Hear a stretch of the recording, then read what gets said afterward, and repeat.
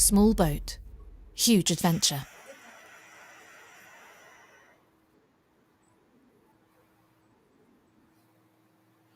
Well, g'day everybody. So let's hope this works. There's a few things bodged up at the moment. Yes, I'm in China. I'm in our apartment here, and I'm working on a VPN. And I've got Jane's listening in on the other one. I've got the internet on a G5 phone here because my G4 wasn't working. We've had a few false starts with this, and Jane's just checking on the other side. I think we're live now. And let's hope we can push it through. Before we get there, notice anything funny about this picture? I'll count to 5 and see if you notice anything funny. 1, 2, 3, 4, 5. You won't get it. This is one of our pull-ups. We've just had it made here and we're taking to Fiji. But see here, look at this. We've changed the start date for Fiji for leg 3 to July the 26th, 2026. That's pretty cool, eh? The way that happened, I knew that we had to. Previously, it was on the artwork, it was showing July the 25th, and I had to change the 5 to a 6. So I got a texter pen and just turned around, came back, and I changed the 5 here on 2005 to 6. So, and I thought, oh, that was pretty clever. It's meant to be the 26th of July 2025. Anyway, I'm just wasting time for a few people to come and join in because it was a short lead in. Anyway, it's good to be here. Hopefully, if this one goes smoothly, I'm actually on Jane's computer as well because we couldn't get the VPN online. So as long as the government doesn't shut us down, we'll be fine. And because of that, we'll hopefully come up in each day, the next few days, and start the ball rolling again, which is pretty cool because things are happening. You know, Renault is still out the front there, pushing numbers, and I believe Gary got in. I haven't had any messages from him, but the tracker said that he got in today. We're at a similar timeline or date line, I should say. It's actually now it's midnight. It's past midnight here, I think. That's my watch. 1 o'clock coming. 1 o'clock. We're nearly 1 o'clock in the morning. Fancy that. Okay. So anyway, we're slowly getting organised, and let's just see what happens. But anyway, I think this is going to work.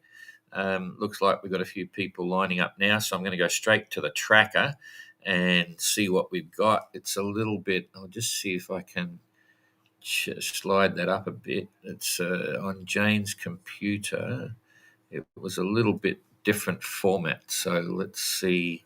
That's about as good as we're going to get. Vuda Marina up there. That's where they're all headed right now. And you've got the tracker there. So I'm going to go over to the tracker as well for me. Here we go there.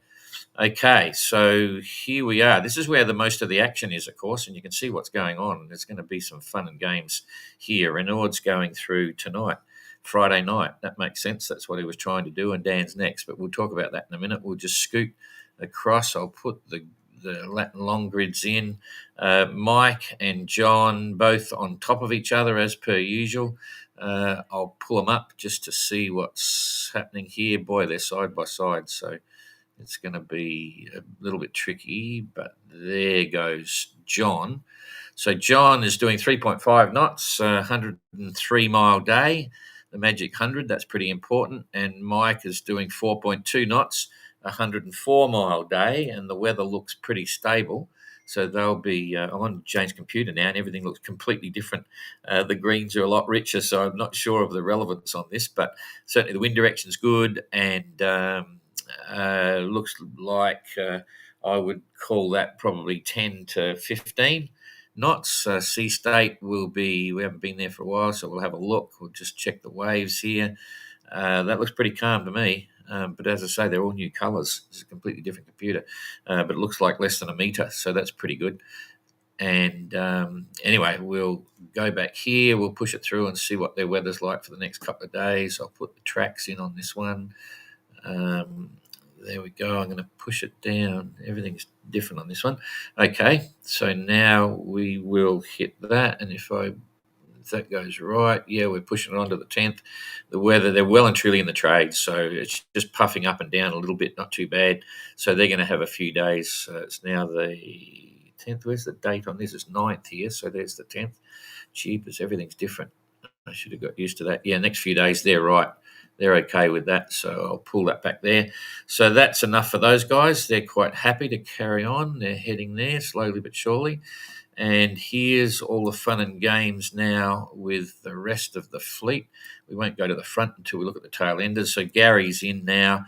Jasmine's still sitting in the island here. She might be moving very soon to go across to the takeoff point. They're all treating this as a takeoff point because it is about, I worked out roughly ages ago, it was about 17, 20 miles or something. Someone thought it was even more than that, closer towards Papeete. And this is an official port of entry and departure, so it's not too bad. Mark's gone to the other side of the island. He's not racing, so it doesn't matter, but he might take off soon by the look of it. So Christian is there. There's a couple. I'll try and pull this right up and just see what we've got. I'm using a mouse now on this as well. Ayrton's there. Wrong one. I'm going to see exactly who's in there. Just Ayrton and Christian. Dong. Let's see who else. There's 3 boats there. So Jacob's there, Christian's there, and Ayrton's there. So the 3 of them all set to go. They'll be the next ones out of there. Everyone seems to be going over the top of the island by the look of it and around the other side. So that's cool. If we come back here now, we might have to push I hope this is fast enough to drop this back in again. Yes, it is. Okay, so it's pretty good weather there. The others are over in Atuno, over in the other spot, and Jasmine's still sitting there, so that's cool. I'm not sure how that relates to their takeoff time, but let's just go straight now to the boys down the back here. Let's get it on. Okay, Dan's on his way. Peela's on her way. Kerry's on his way. Dan is about to go through the middle, and Renaud's there right now. This is going to get interesting because you can see even at this level. What's that, Don McIntyre image? Someone's sending me images again. This is me. I forward image. It's all coming up on my screen. Jane's behind the screen here, and she's just sending me a bunch of images which I don't need. This is distracting. You might not have seen that, but it's blinking out my screen. Anyway, Renaud's game plan was to go as fast as he could. Apparently, he was hand steering as much as he could to get into this zone here through the Tuamotus before Friday night, before tonight, because there's some squalls coming. You can see there is, if we scan back on the weather here, there's a trough or something going through. So you've got 2 different systems here and a pressure cell here as well. I'm just following that by the weather, by the wind direction. You can see here what's going on. That's a low pressure there in the southern hemisphere on this one. So that's a low there, and it's creating a lot of disturbance here, you can see. So anyway, he's nearly there. He's getting very close. He's just about through, but I'd say he's going to get some squalls, and Dan and the others are coming down on the trade winds. While we've got this, seeing we're here, without going into the daily runs and everything, we'll just look at the weather that's happening in the next day or so. So there's the 9th. You can see that's opening up. It's just generally unstable. When you see all this stuff here, the blue holes, I don't know whether you can see my cursor or not there, actually. Can you see my cursor, Jean? Your what? My cursor. I'm using it as a pointer. Can you see? Yeah, around Daniel and around Renaud. Okay. You can see all these light blue patches here, absolute light blue, and big wind changes on the other side of Papeete. It means there is some level of disturbance there. This is the trade winds back here, and they're chopping out. So you don't want to be in there at night time in squalls and everything, but their GPSs are pretty good. So as long as they've got redundancy there, they should be okay.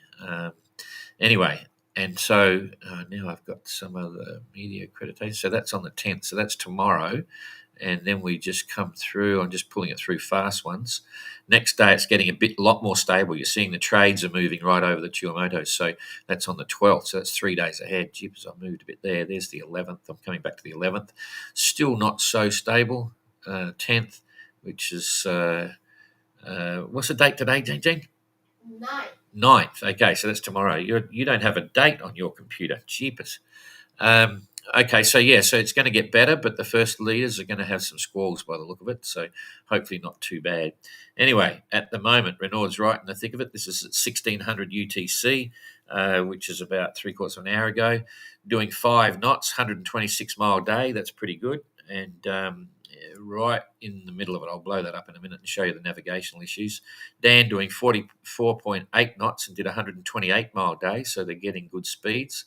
Kerry is about to be overtaken by Peeler by the look of it. Anyway, that would make life interesting. So Kerry, whoop, there we go, 4.7 and 121-mile day, and Peeler, I know, 119-mile day, but doing 5 knots. So they're neck and neck. Let's just see, just for fun. I love this. Just for fun, how far apart they are and what's going on. They've still got what looks like to be trades, so they're pretty cool. Now, if I push this here to there, Peeler is only 11 miles behind Kerry at the moment, near enough, and about 14, 15 miles away. They might. It's a bit far to see their sails. They'll be in VHF range anyway. And then behind Kerry, we've got Dan Turk in the hunt. For sure, if I bring that down there, 128 miles behind, so a day behind, not too bad. And then for Renaud, hang on, that's Peeler and Kerry. So let's just try this on the scheme of things, 190 miles behind Dan. And Dan, if I put this on Renaud, there's Renaud. So Dan Turner is, forget about the reef, he can't go over, only 100 miles behind. So that's okay. You know, that's not bad at all when you think about it. You've got, that's quite impressive. 100 miles, less than a day after all the way from Panama, because remember, they're still racing the leg, which finishes in Fiji. Okay, so, but it's still in touch. So that's kind of good to see. Anyway, get out of that. I've got a sticky table for the mouse that I'm working on here.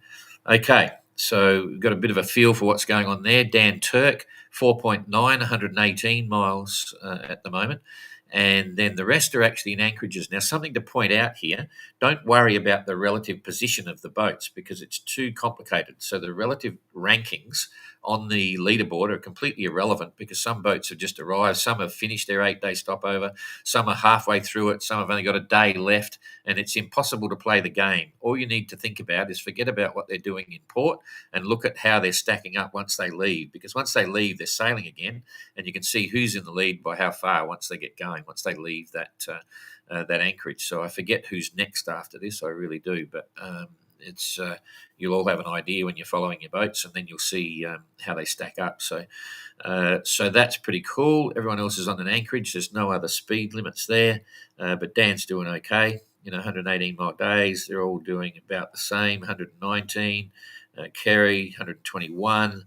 Dan, as I mentioned, 128. He's on the move. He's got a bit of a bee in his bonnet to catch up with. My mouse has just gone crazy. Catch up with Renaud. Of course, that's not the real weather. There's the real weather for today, if that rolled over. And you can see Renaud's in a bit of a soft patch there at the moment, whereas Dan has had a bit of a breeze and Kerry has as well. So let's just see where we're at here for Peeler and Co. 290 miles behind on that. For both of them, near enough 300 miles. So if I get rid of that and then we look at the weather in a bit of detail here, I'll go down one more notch so we can see the whole fleet, but it's a little bit bigger. So light winds there, Renault's coming into the light stuff, so that's kind of good unless there's a big squall. This is where they're going, Papeete, which is another 7-day stopover, and we can see that there's some interesting aspects to the breeze. So I hit that and then bang it through every 4 hours, softening off. There's not a lot of wind there for Renaud, but the others have got sort of breeze. Dan's got breeze, but it gets very confusing. In fact, this area back here looks as if it's getting a bit unstable as well for two reasons. One is you've got these blue patches here, and the other you've got changes in wind direction, right? So there's a bit of activity there for sure, which makes it inconsistent. Generally, Renaud's looking okay. We've actually done this leg from the Tuamotus across here. We sailed it once on our previous Lagoon 450, and we had crazy weather when it was a bit similar to this with these squalls, but they were bigger than squalls. We had some local systems in here that did not show up on windy even, and yet we had 40, 45, 50 knots virtually all night for nearly 12 hours, and it was forecasting 20 knots, and it was similar unstable situation. So it was bigger than a squall. It just very great localized weather. And it's interesting because you look at this, you got an easterly coming across here, and then it's splitting, going up northwest there, but here it's going down southwest. There's some sort of a squeeze going on. So it's pretty unstable. But anyway, there could be some stories that come through out of that. So that's on the 10th. Then coming through, you've got a big, you see that there like a burst. So this system's maneuvering itself up into here. I'll just go back one. You can see that there. Something's going on here. Just a hole. If it was a rotary, we'd know what's going on. But whether it was high or low, and it's not. It's just an anomaly. So I'm not a weather forecaster, but you just follow what's happening and you sort of think, oh, that's interesting. So that's the 11th. They haven't got far to go. I'll just show you. Renaud at the moment has got, he's got only 180 miles, so a day and a half. So a day and a half, and he's in 2 days for Dan, and 2 days there, 2 and a bit days. So it's not too bad, and so that's the weather we're getting on the 11th. So they're just about through it. So Renaud's okay. He's going to get favourable wind direction. And then the others, they've got a puff of breeze similar going in. So that's on the 12th. Then the trades are coming across. The squalls will be a little bit less there now on the 12th, 9, 10, 11, 12. So Peeler and Kerry could have a better run. You can see it's getting more consistent through there. The trades are blowing through the Tuamotus. It's on the port quarter. Just a nice way to blast down. They could be lucky. And the others will keep pushing it through 3 or 4 days. 3 or 4 days. That's looking okay. It looks a bit more stable than what the leaders have got. Geez, there's a big thing down there. Do you see that? That's going to kick up a bit of a swell. I'm trying to drag the... Oh, that's interesting. Jeepers. Okay. So what I was saying, when you leave, this is interesting. What I've been saying all along, here's Tonga, okay, and here's Papeete. This leg through here can deliver some real stories. So and you can see there, that's the most violent wind we've seen in a long time. If we come back, we might see it move. This is a bit off track, but it's let's just play this out and see how it affects this leg from Papeete if they had been a week or so across. So there's the 10th. Looks all fine. Nothing to... Oh, jeepers. That's a bit of a blow. I haven't seen it's like a tropical depression, which could form into a... No, it shouldn't be. We're into the season, April, May.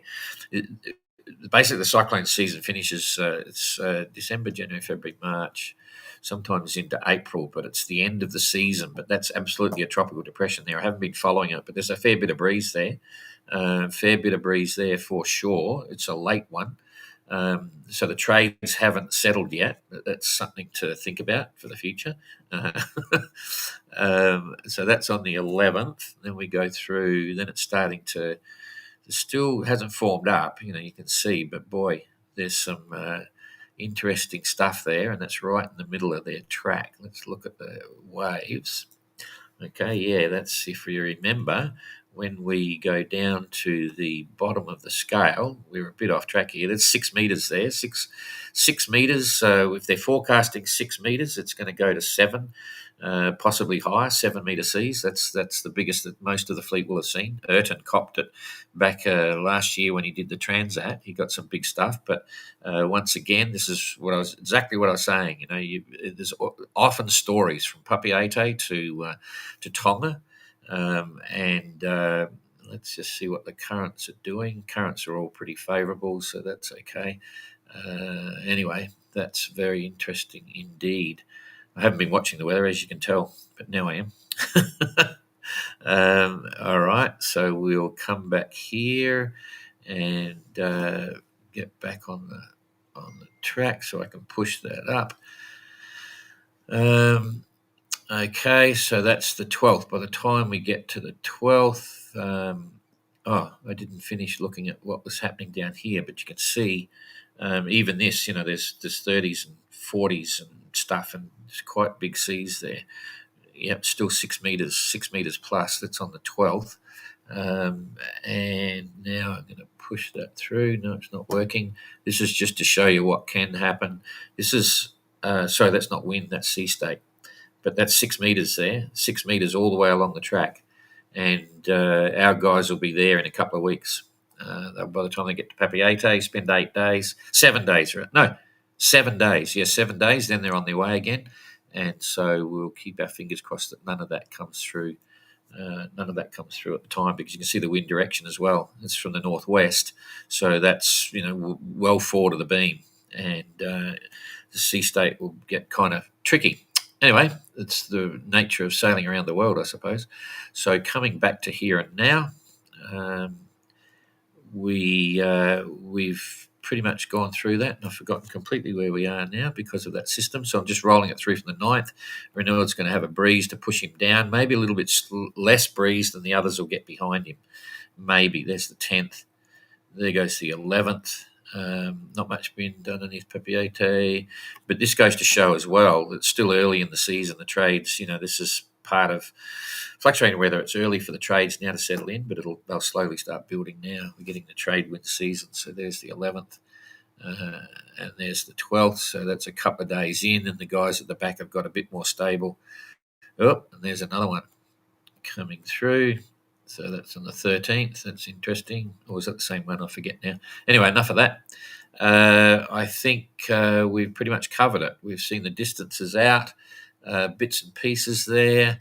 I think I'll, not much more to tell you. So I'll come back if I can find it. Here we are. Let's see if there's any questions. I'll just tell you, I've got a picture here. I hope this works. I'm just going to try it.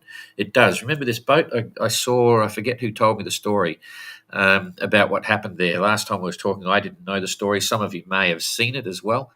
The story was this guy was only a few weeks ago, was anchored out in the bay. And as you know, there's the cargo ship that comes in, the resupply passenger ship. It takes tourists and so on. He was anchored out in the way, and the ship takes priority, manoeuvring and stuff. And as they went across, the owner was actually ashore. He wasn't on his boat, and the ship actually cut the cut the anchor line, or broke the anchor line, or whatever. So apparently the weather wasn't really bad, but then the boat drifted up in this area, and of course when that happens, it's hard to salvage the boat or tow it off really quickly. So he's basically stepped off the boat and said, "Anyone that wants it, it's yours. Come and get it." But it's quite problematic trying to get it out of the way. And I would say there's a level of liability as well, because it's right in the middle of the town, right by the main wharf and stuff. So someone's going to have to be responsible for removing it, which might not be cheap. I'm not sure what the total story is, but generally, yeah, that was it. When the ship came in, the ship fouled his anchor line, but the ship obviously takes priority. The owner was ashore, broke the line, boat ended up on the beach, and so be it. There it is, and the word is that anyone that wants it, there it is, come and get it. Looks like a nice boat, so a sad story anyway. Okay, so we're just back to me here. I'm still here. Jeepers, it seems like a studio with this backdrop. We just ordered this one. I have them all over the place. We left one back in the Sailing Academy in Antigua for the finish when we go back there. This is one of the concertina ones that opens out, and so we had to make another one here to take on the plane to Fiji. And I mucked up the dates. If you missed that, I was supposed to change the 5, and it was 2005 the restart, because we're restarting on the 25th. And when I turned around and I changed the 5, and I thought that's pretty good, I've changed it to 6. Great, it's 2026. But I meant to just change that, and Jane is really pissed. But anyway, so I've got to change that somehow. Anyway, we've been very busy doing all sorts of stuff, getting all our banners and bits and stuff that we need for Fiji, and then we'll carry it in extra bags to along the way. Anyway, there's Renaud popped up. There you go, Renaud. The wind is on 3:30, and big squalls are arriving from the south. Oh, jeepers! Good to hear from you, Renaud. Good luck with that, eh? I forget the day-night day. I think you're in daylight there now. I can't remember. We're just on midnight, past midnight. So the wind is not same as the grid. There you go. Yep, I believe it. So yeah, and you can be very highly localized. Lots of reasons for that. If no other reason that there is, atolls and reefs everywhere, shallow water, which changes the temperatures and all this sort of stuff that does make it very tricky. Because, as I say, we were sailing out of Apataki back to Papeete, and we couldn't believe it. I got all the forecasting and all that sort of stuff, and we go out and we got nailed, absolutely nailed. Anyway, it was a good test for the 450, even though the bulkheads all collapsed because we had one of the boats with the bulkhead issues. Long story for later. Anyway, but yeah, good luck, Renaud, if you're still watching. I hope it all works out and everything goes smoothly. Oh, we've got a few there. I'll come back to the beginning. Okay. John, all good. Sunny in Spain, loud and clear, great. Renaud just out of the Tuamotus. Oh, he's just through. Oh, shit, eh? I mean, shivers. Beep. That's pretty cool. All right, so he'll be happy with that. The wind's not the same as the grib. Yeah, I've found that before as well. So thanks for the tip. Maybe some of the other entrants are watching this. The wind's on 3:30. Big squalls are arriving from the south. All good to hear. Thanks for that. So good luck, eh? John Singletray, yes, it's here. It's okay. Smooth sailing to all who are on our next voyage. It's interesting now for them coming through. I won't call it the first bit of tricky navigation, but they're really entering the Pacific proper now. And this is a new issue, actual things to miss that are low in the water and all that sort of thing. So beautiful places. Anyway, Mary, smooth sailing to all. Pat Wallace going, sailing home from the Canaries to Ireland next week. Good on you, Pat. I will miss the updates as I will be off the grid. You got to get Starlink, Pat. That's the horrible thing to say to a GGR entrant. They all want Starlink now, but they can't have it. But there you go. All right, that's pretty sweet. That's all there is there. So I think we're done. So thanks for that, and it seems to work. So I'll just leave it at that. And if all goes well, we'll see you tomorrow. I feel as if I've forgotten something, but I don't think I have. So I'll sign off from this one and see if it works. It might not have. It might. We'll see you later. Small boat, huge adventure. I can see it, but you can't. Oh, there it is. Okay, see ya.